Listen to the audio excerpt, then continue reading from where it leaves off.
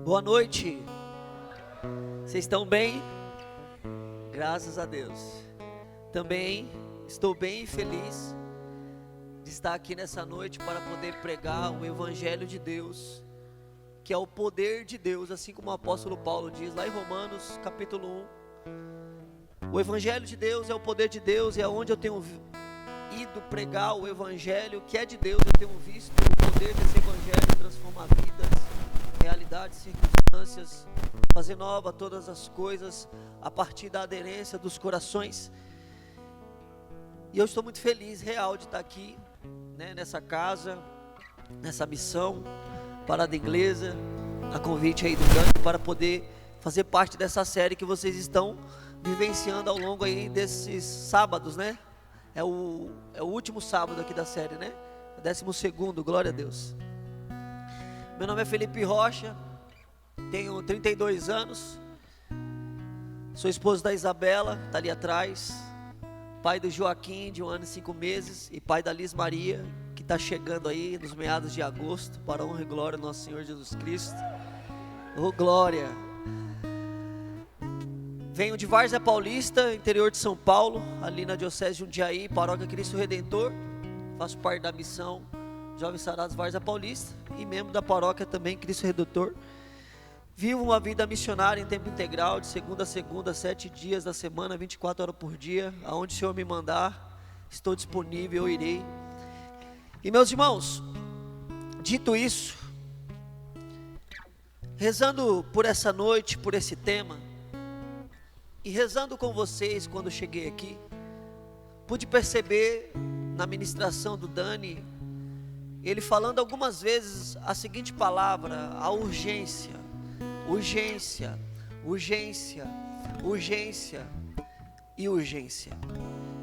Eu acredito que é uma palavra profética, porque o tempo a qual nós estamos vivendo é um tempo que exige resposta, é um tempo que exige uma urgência em corresponder o Evangelho de Deus. O último livro da Sagrada Escritura é o Apocalipse, é o livro da esperança. No capítulo 22, versículo 22, o último versículo, vai dizer assim: aquele que escreve essas coisas disse assim: eu venho depressa. Meus irmãos,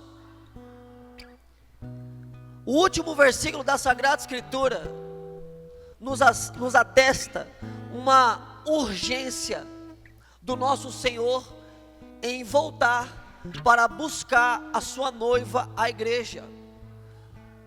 A segunda carta de Pedro, no capítulo 3, versículo 9, o apóstolo escrevendo a Roma, Pedro vai dizer: vocês acham que o Senhor tarda a voltar, e por isso que vocês estão vivendo de qualquer maneira, achando que Ele está tardando a cumprir a sua promessa, achando que Ele está demorando a voltar. Mas Ele não está demorando a voltar, disse Pedro. Ele está esperando com paciência, pacientemente, para que venhamos a se converter, porque Ele não deseja perder ninguém. Então, esse é o simples fato, o porquê o nosso Senhor Jesus ainda não voltou.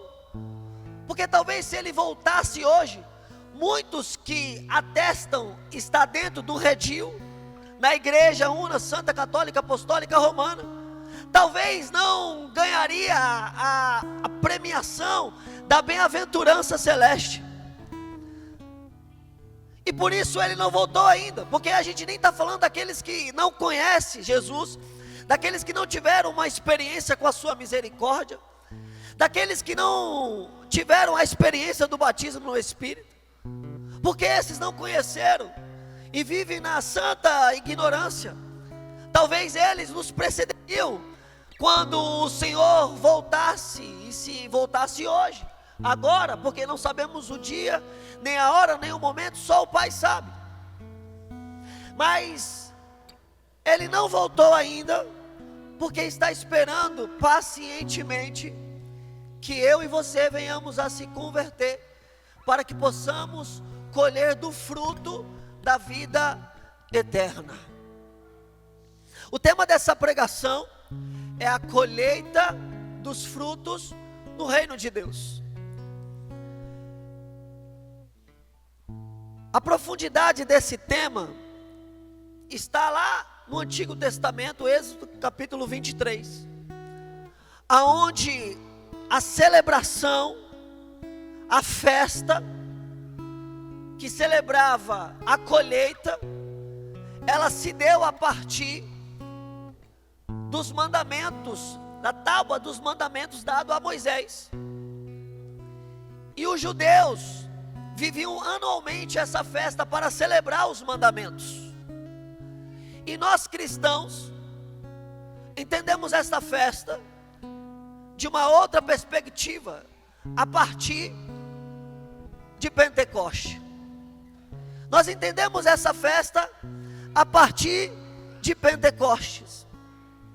O nome da festa, que era celebrada em Êxodo 23, era, deixa eu pegar minha cola, Shavuot. Eles celebravam o Shavuot porque Deus tinha entregado os mandamentos, e a partir dos mandamentos vivido e correspondido, eles viviam a manifestação de Deus, um Deus que vinha por meio da boca do profeta Moisés, um Deus que se manifestava através da nuvem de fogo, um Deus que se manifestava de diversas maneiras para mostrar a sua presença e para que o povo se sentisse confiado a partir daquilo que Moisés vinha falando e conduzindo o povo a partir da travessia. Só que essa festa, meus irmãos, para nós cristãos, se dá a partir de Pentecostes. E nós entendemos que a igreja também está fazendo essa travessia. Nós também estamos fazendo essa travessia do novo êxodo, da libertação definitiva, aonde nós vamos contemplar aquilo que o Apocalipse vai dizer, Apocalipse capítulo 21, verso 1 seguintes, sobre um novo céu, uma nova terra, uma Jerusalém celeste que desce para instaurar o reino de Deus, para restaurar o jardim das delícias, para devolver ao homem aquilo que Adão perdeu no Éden, aonde Deus será um com eles, um conosco, e nós seremos um com Deus. Mas, meus irmãos, quem está acompanhando a igreja em todo esse processo do êxodo definitivo é o Espírito Santo.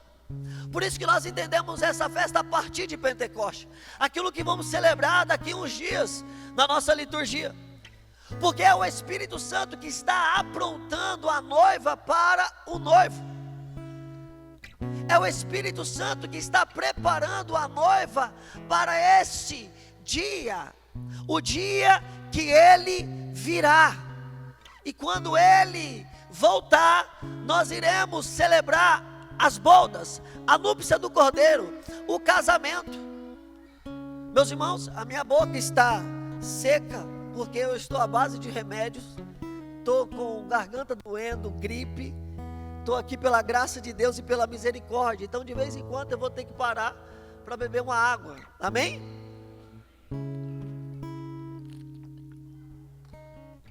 Então é o Espírito Santo que está preparando a igreja. Meus irmãos, a igreja é esse grande salão de beleza espiritual, aonde o Espírito Santo vai nos aprontando de glória em glória, para que quando o noivo voltar, nós estejamos prontos para celebrar essa festa no reino definitivo. Para celebrar essa festa, talvez ele volte para mim antes de voltar para instaurar o seu reino, antes que se cumpra Apocalipse 21, aonde a igreja, a Jerusalém celeste, desce e instaura o reino de Deus, aonde tudo será novo, porque ele mesmo diz: eis que eu faço nova todas as coisas. Nesse mesmo capítulo, eu sou o alfa, o ômega, eu sou o princípio e o fim, eu sou o Deus do começo e o Deus do final, eu sou o Deus de Gênesis e o Deus de Apocalipse. Por isso que Apocalipse é o livro da esperança. Mas, meus irmãos, o que nós precisamos entender a partir disso? O Espírito Santo também tem pressa em nos preparar, porque somente o Pai sabe o dia e a hora, quando Ele voltará. E nós, dentro da perspectiva humana, vivendo no Cronos, nós também não sabemos o dia da nossa Páscoa, o dia a qual nós fecharemos os olhos para este mundo. Nós não sabemos, não temos a certeza. O dia de ontem já foi, o de ontem, o de amanhã não nos pertence. Só temos o agora, só temos o agora.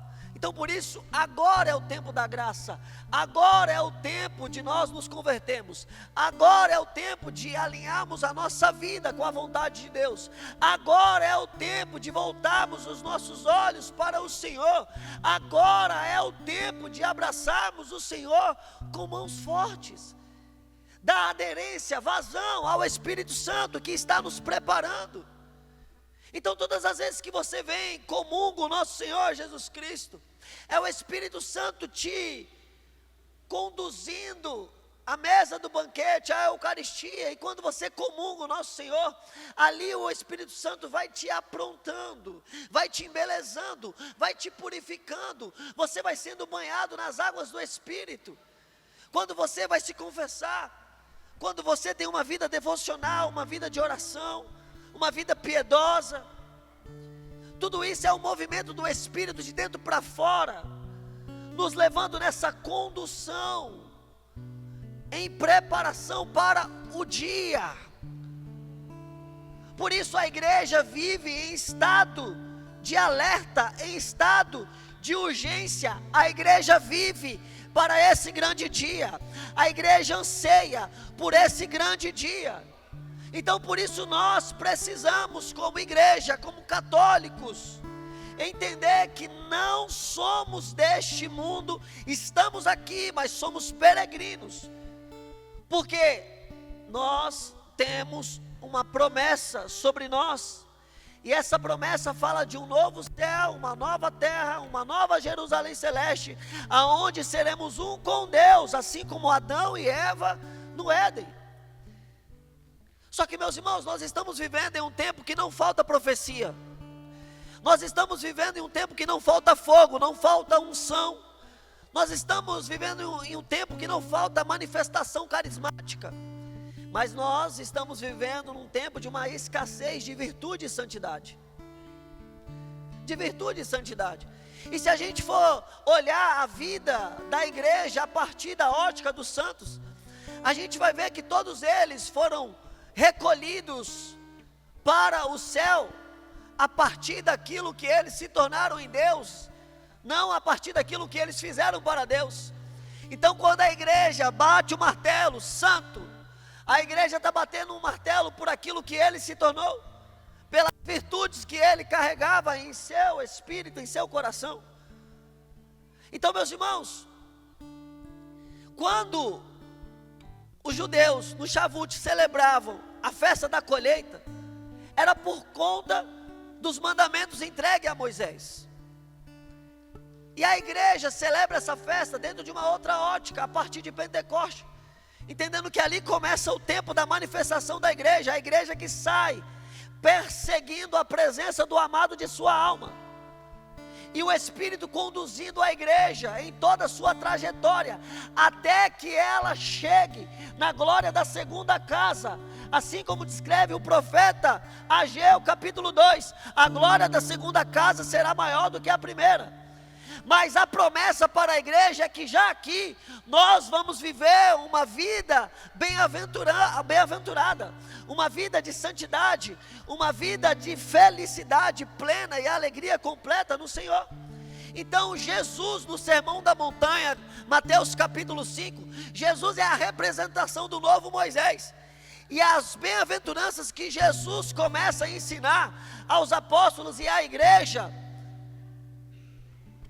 as bem-aventuranças é o novo padrão, é o novo modelo, é a instauração, não dos novos mandamentos, mas é a instauração do padrão daqueles que viverão a colheita final.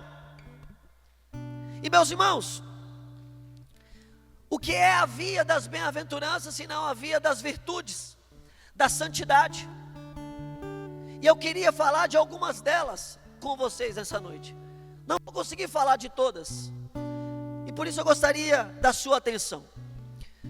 O Sermão da Montanha é chamado por Cristo como o Sermão das Bem-aventuranças. Cristo Jesus chamou os seus seguidores para serem diferentes do sistema desse mundo.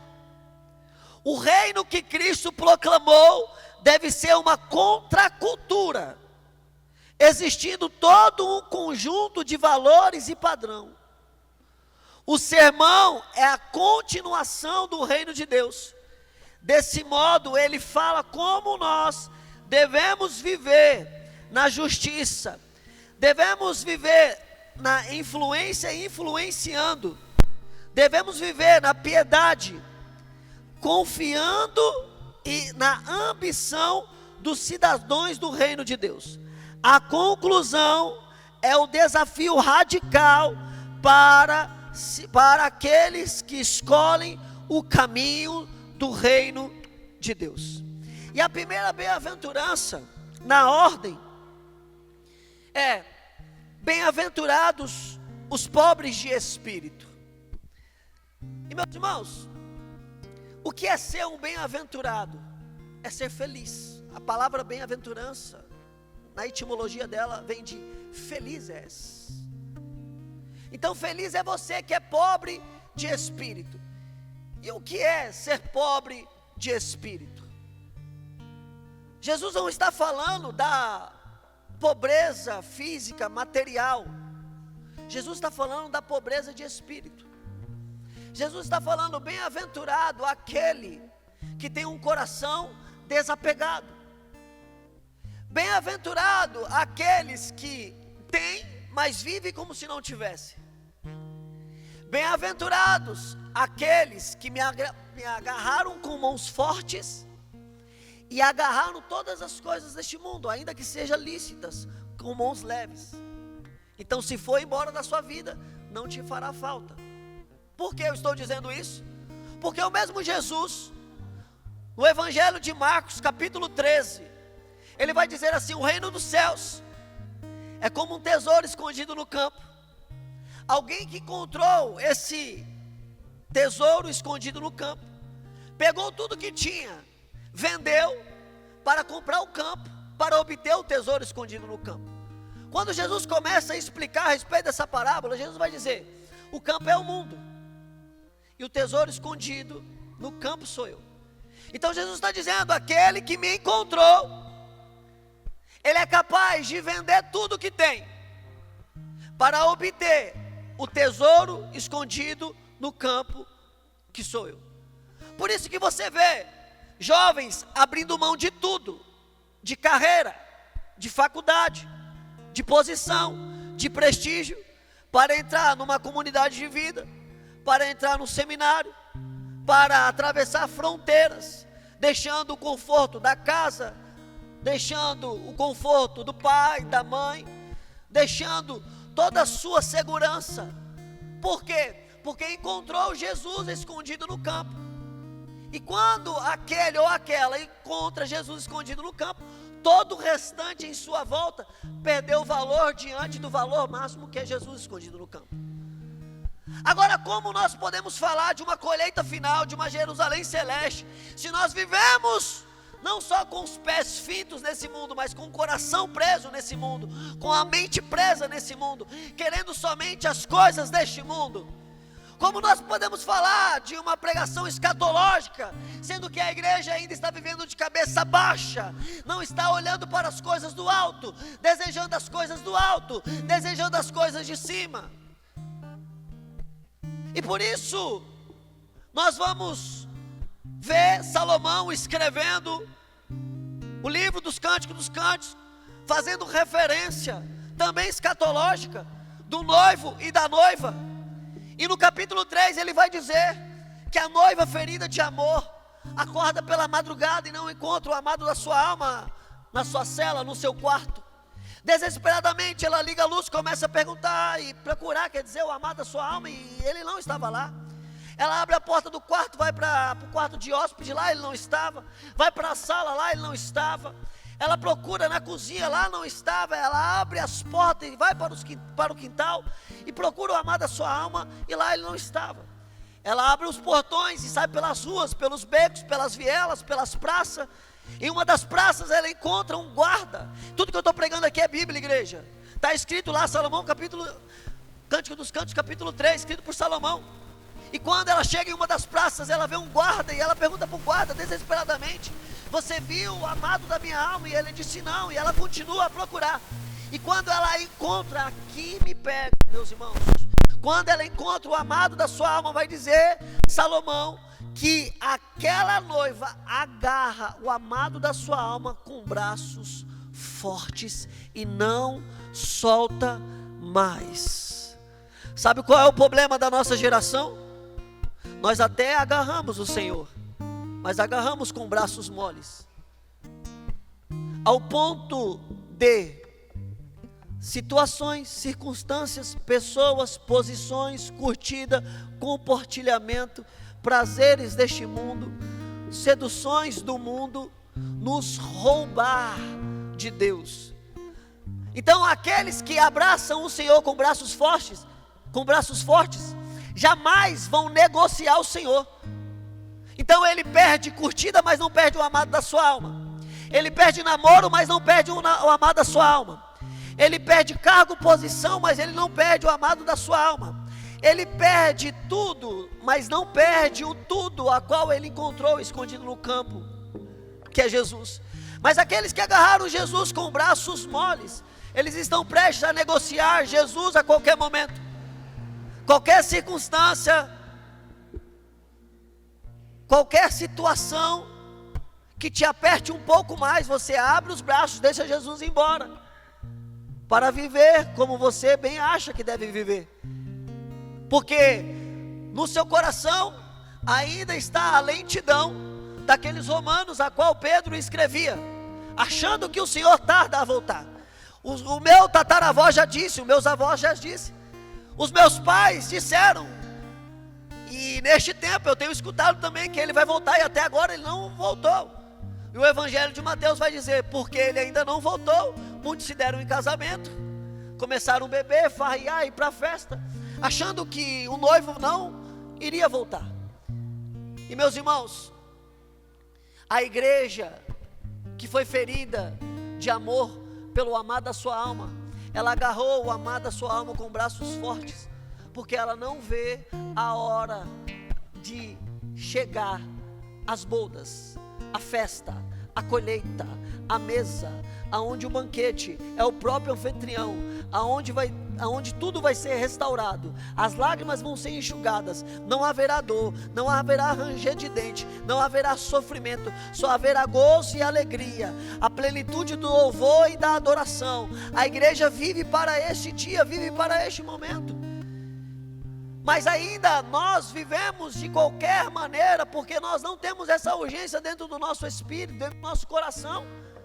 E por isso a nossa lentidão para a conversão, por isso a nossa lentidão para a santidade, por isso a nossa lentidão para a radicalidade do Evangelho, por isso a nossa lentidão em viver o Evangelho de Deus. E a gente vai empurrando com a barriga, achando que podemos viver de qualquer jeito. Mas bem-aventurados são aqueles que têm um coração pobre, desapegado, porque encontraram o tesouro escondido no campo. Então, meus irmãos, aquele que encontrou o tesouro escondido no campo, ele é incapaz de negociar esse tesouro. Você vê quando alguém tem um tesouro, como ele protege esse tesouro, como ele vela e guarda por esse tesouro.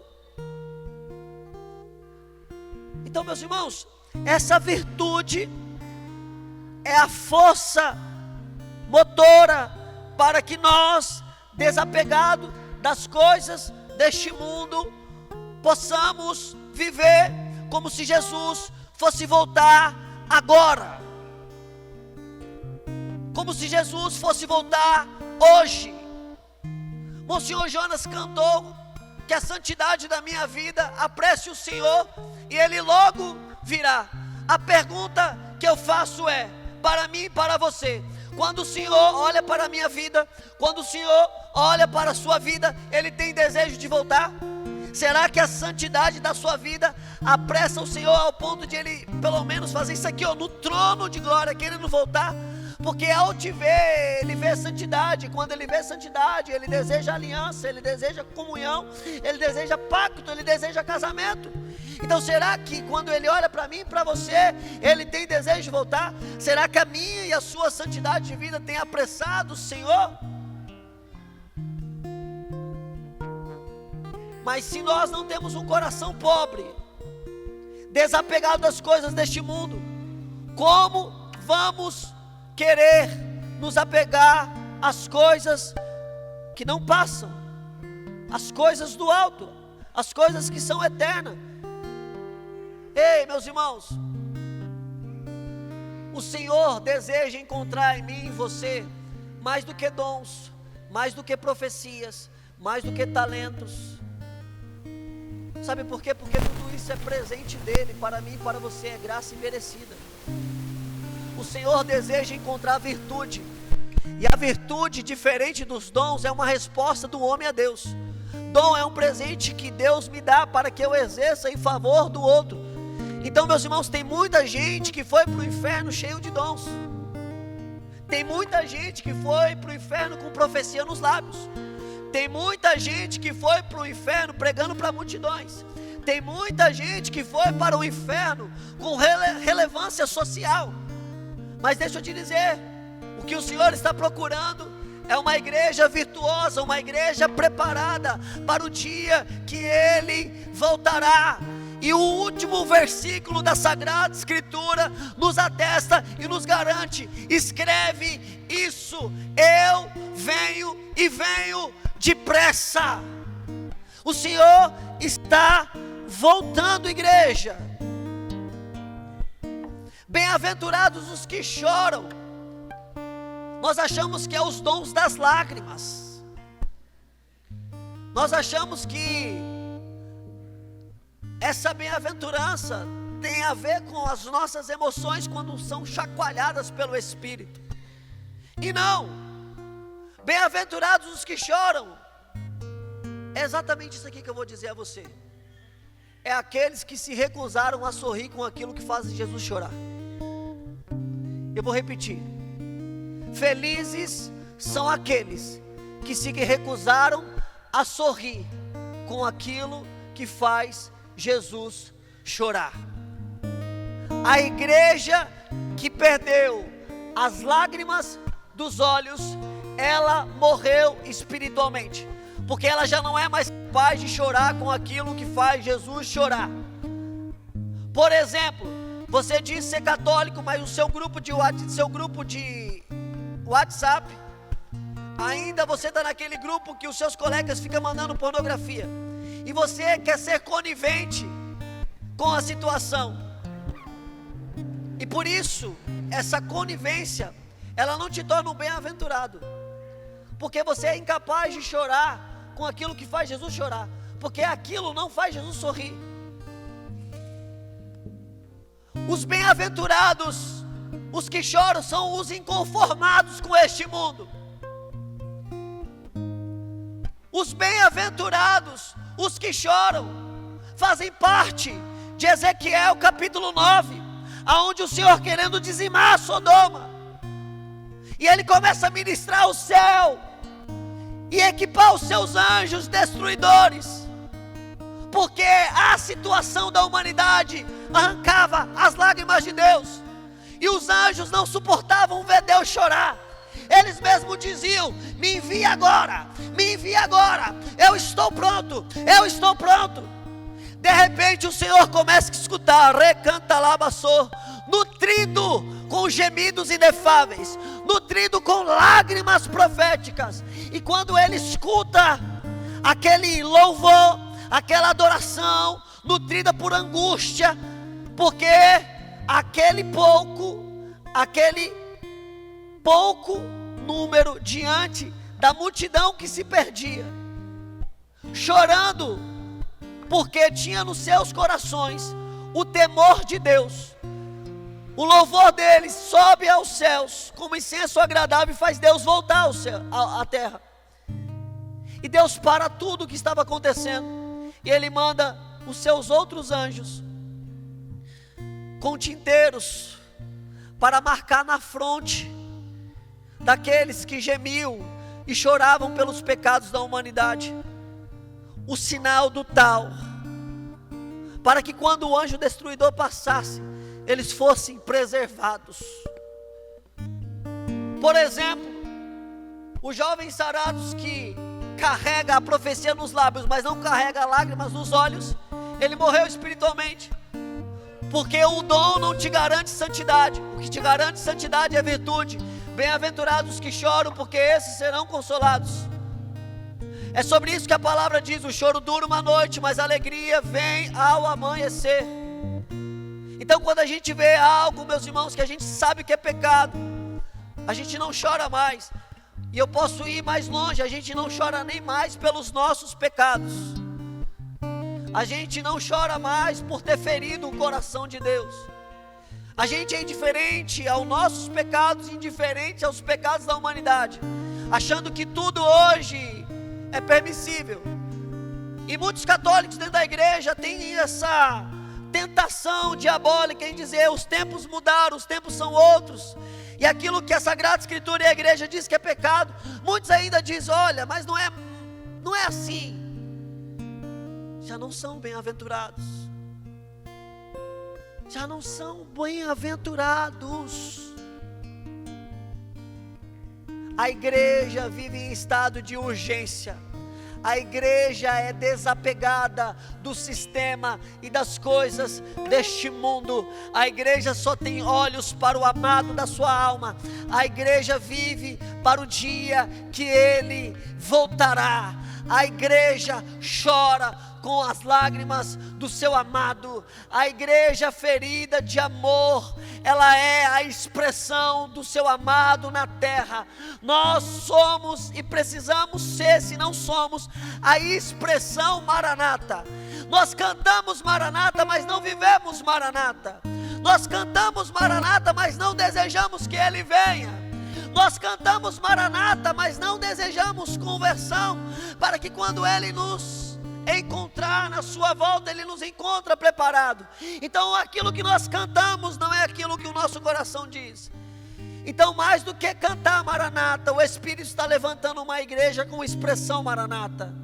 Uma igreja ferida de amor, que não mais compactua com o sistema deste mundo, com as coisas deste mundo. Meus irmãos, gente, um profetinha de 14 anos, que começou a dizer que tinha revelações da parte de Deus a respeito do povo, ele enganou a muitos.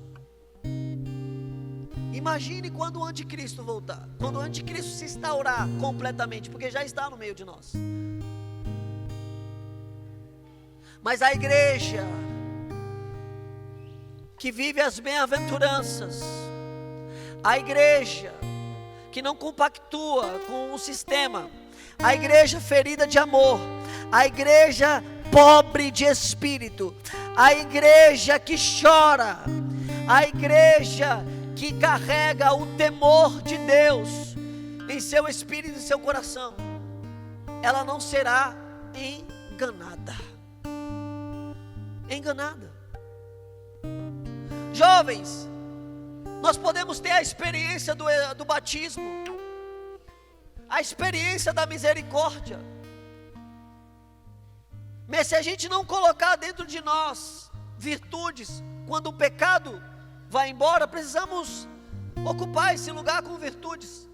Se a gente não colocar virtude nos lugares aonde o pecado saiu, quando nós entrarmos dentro das universidades, findando o diploma e a carreira, em um determinado momento o seu catolicismo vai ser confundido, a sua fé vai ser confundida, porque você não tem firmamento, não tem fundamento. E quantos a gente vê católicos que fazem Maranatá, quando entram para a faculdade saem agnósticos, saem ateus, não expressa a sua fé, tem medo de dizer em nome de Jesus.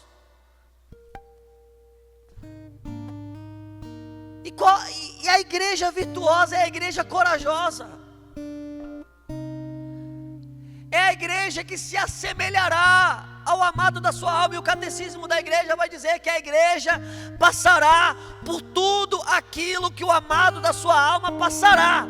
A igreja também viverá o Calvário.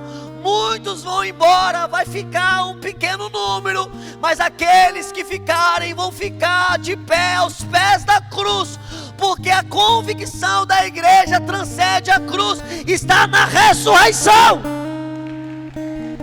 Está na ressurreição. Mas o que vai te garantir essa coragem? Virtudes. A palavra virtude na sua etimologia vem de virtus. A palavra virtus vem de força. Quem são os virtuosos? São aqueles que carregam a força do Espírito. Aqueles que carregam a força do Espírito. Aqueles que carregam a coragem, a parresia, a violência dos cidadãos do reino dos céus. Dos cidadãos. Bem-aventurados os puros de coração, porque estes verão a Deus. Oh, meus irmãos.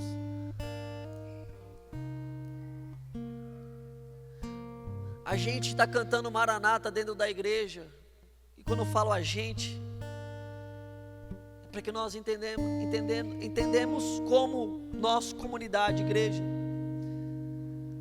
Uma boa parte está cantando Maranata, que ele venha, mas olhando para sua irmã e para o seu irmão como um objeto de satisfação e prazer. Bem-aventurados os puros de coração, porque verão a Deus. Vão ver a Deus como Santo Estevão, sendo apedrejado, o céu se rasga e ele vê os anjos subir e descer, o Senhor sentado no trono de glória com um cetro de ferro. E essa visão anestesiava o corpo de Estevão, porque a alma dele estava em júbilo, a alma dele bem-aventurada estava em festa.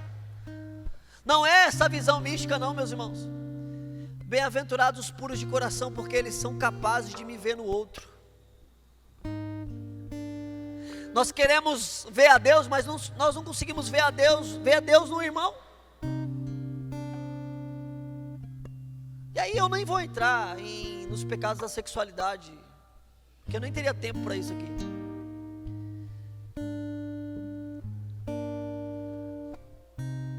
Os nossos olhos precisam ser purificados. O Evangelho vai dizer que os olhos são a janela da alma.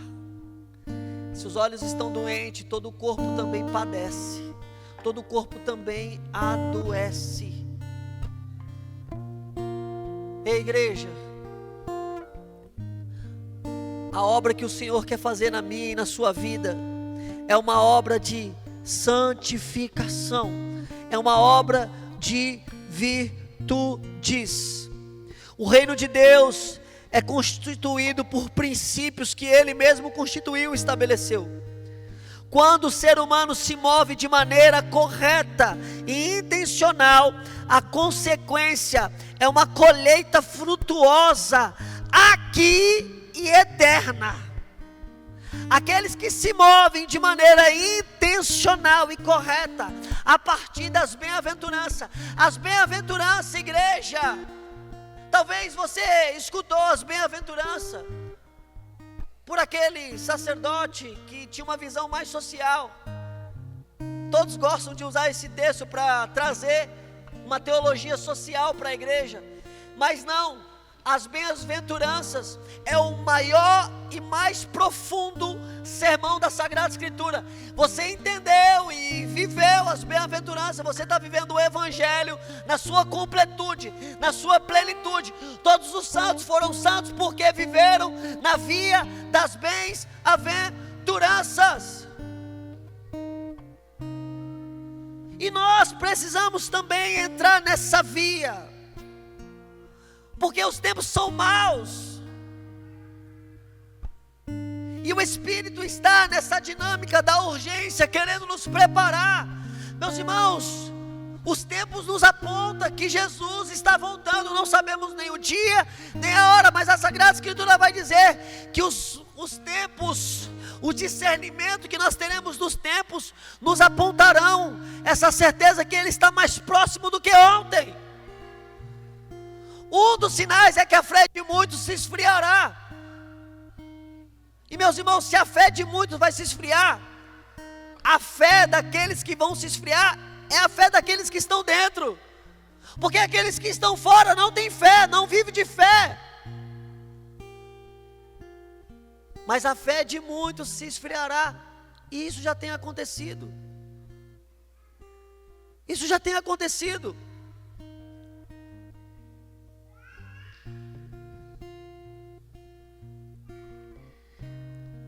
De maneira correta e intencional precisamos viver. A consequência é uma colheita frutuosa aqui e eterna, na glória da segunda casa. Mas quando ignoramos e quebramos esses princípios da bem-aventurança, nós estamos abortando o melhor de Deus para nós, já neste mundo. As bem-aventuranças, ela nos leva a olhar com um olhar transcendente. Mas vivê-las também já faz com que eu e você já vivemos uma vida feliz aqui. Uma vida caminhando para a plenitude definitiva, mas já plena.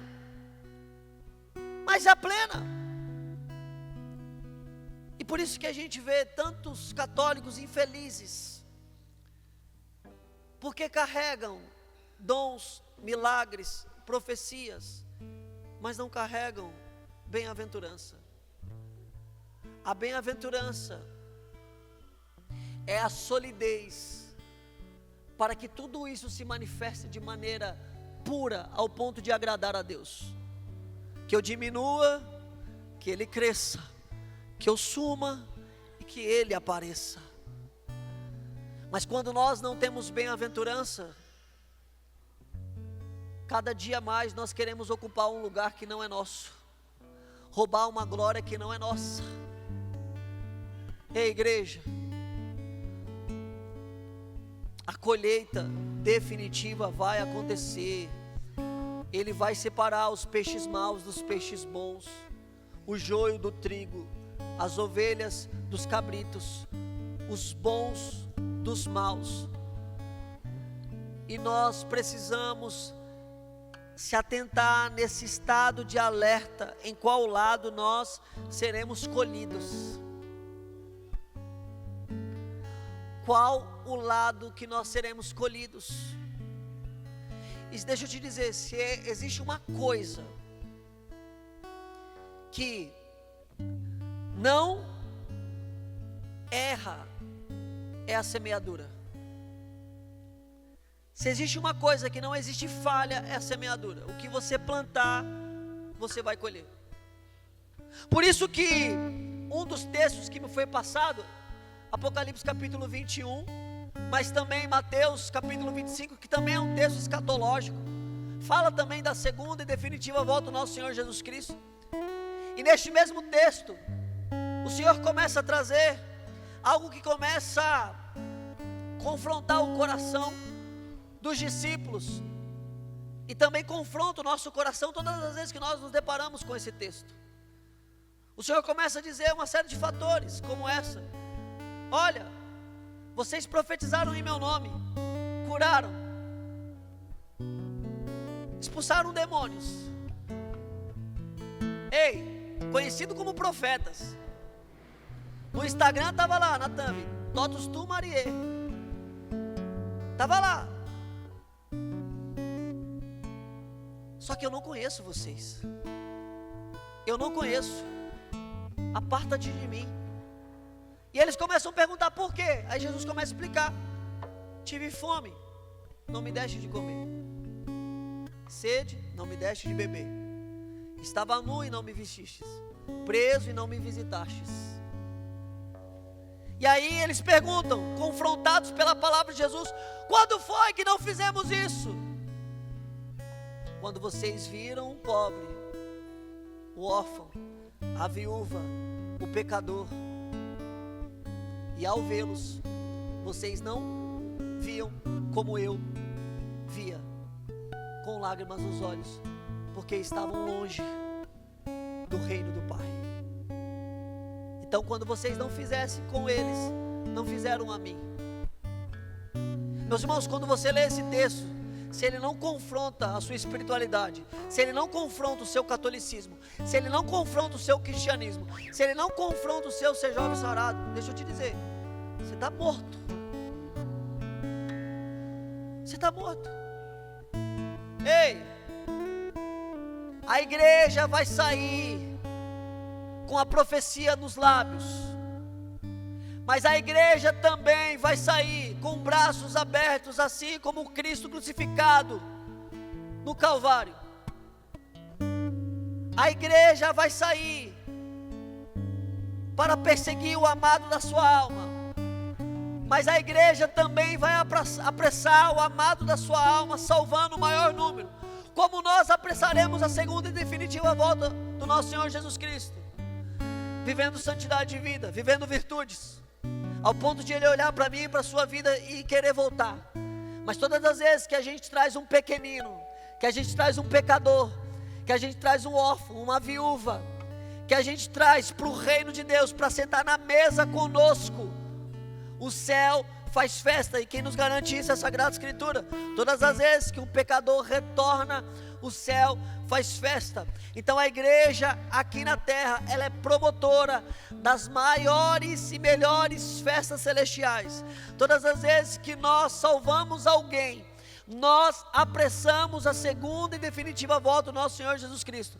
Por isso o Papa Francisco disse: nós precisamos ser aqueles que vão gritar para os filhos pródigos que eles podem voltar para a casa do Pai, que eles podem voltar para a casa do Pai.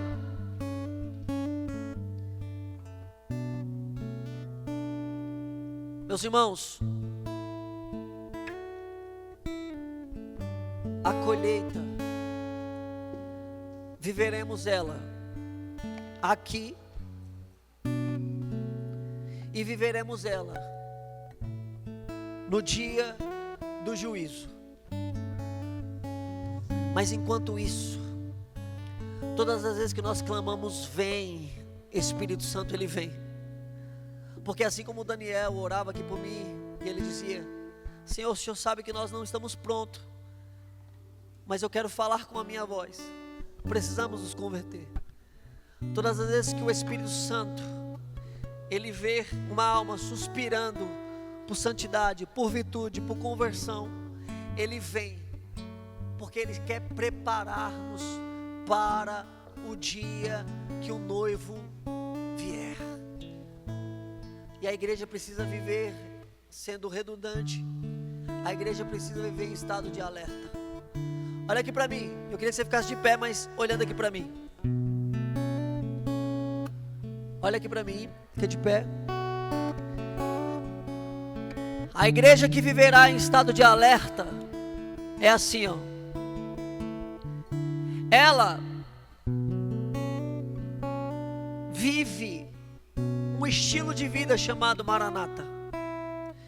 Então, segunda-feira, ela vive como se Jesus fosse voltar hoje. Terça-feira, ela vive como se Jesus fosse voltar hoje. Quarta-feira, ela vive como se Jesus fosse voltar hoje. Quinta-feira, ela vive como se Jesus fosse voltar hoje. Sexta-feira, meditando na paixão, morte do nosso Senhor Jesus Cristo, se abstendo, jejuando, fazendo penitência, mortificando as suas vontades. Ela vive como se Jesus fosse voltar hoje. Sábado, ela vive como se Jesus fosse voltar hoje, meditando o imaculado coração da bem-aventurada Virgem Maria. E no domingo, igreja, a igreja já vive aqui na terra o céu, porque a igreja vai para a Santa Missa, e a Santa Missa é o céu acontecendo na terra. Então, quando nós vamos para a Santa Missa, nós já estamos vivendo aquilo que viveremos por toda uma eternidade. Os santos e os padres da igreja diziam: é o antegozo, é o antegozo. E aí o padre termina a Santa Missa, dá a bênção e te envia para segunda-feira de novo. E segunda você vai viver como se Jesus fosse voltar segunda. Terça você vai viver como se Jesus fosse voltar terça. Quarta você vai viver como se Jesus fosse voltar quarta. Quinta você vai viver como se Jesus fosse voltar quinta. Sexta você vai viver como se Jesus fosse voltar sexta. Sábado você vai viver como se Jesus fosse voltar sábado. E domingo você vive de novo o céu na terra. E domingo você vive de novo o céu na terra. E é enviado para a segunda. É assim que a igreja vive, em estado de alerta. Por isso que a igreja não compactua com o sistema deste mundo. Por isso que a igreja não compactua com o pecado. Por isso que a igreja está com lágrimas nos olhos, com profecia nos lábios. O coração da igreja está batendo na mesma frequência do coração do amado da sua alma. A igreja carrega os mesmos sentimentos do Cristo Jesus. Ei! A colheita vai acontecer. Pode ser hoje, essa madrugada, amanhã, não sabemos o dia e nem a hora. Então essa noite, eu vim dizer para a igreja, e também para mim, não podemos somente carregar canto em nossos lábios que proclama a Maranata. Precisamos viver um estilo de vida Maranata.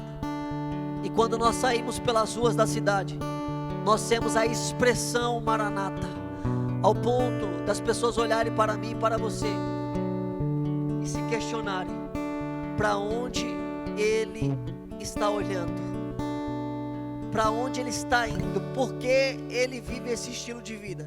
Por que essa radicalidade do Evangelho? Eu gostaria que você levantasse os seus braços. Se você puder fechar os seus olhos. E entenda uma coisa, essa preparação do Espírito aprontando a igreja. Nessa preparação ele vai purificando, ele vai curando, ele vai libertando. Ele vai renovando os corações. Ele vai curando as mentes, gerando metanoia. Ele vai fortalecendo, ele vai gerando coragem, ele vai gerando as virtudes, ele vai gerando desejo de santidade. Ele vai gerando fome e sede pela presença, porque o Espírito veio para ser o outro Paráclito, o Consolador, o Paracleto, aquele que nos revelaria aquilo que está no coração do Pai e do Filho. Então é desejo do Espírito Santo te preparar nesse grande salão de beleza espiritual chamado Igreja Católica Apostólica Romana. Nós não estamos preparados, sabemos, mas nós queremos estar. E eu gostaria que você, assim como você orava antes da pregação, falasse para o Espírito Santo: Espírito, eu ainda carrego um coração apegado, eu ainda sou muito apegado nos meus pais, apegado na minha faculdade, no meu namoro, no meu casamento, apegado aos meus filhos. Eu estou falando de coisas lícitas. Aí você pode também colocar e elencar na sua oração as coisas ilícitas que te empreenderam neste mundo. Vai falando para o Espírito: sim, Espírito, acessa esse coração duro, esse coração que perdeu a sensibilidade. Nós queremos, Senhor Jesus, entregar nesta Vai pedindo: dá-me um coração como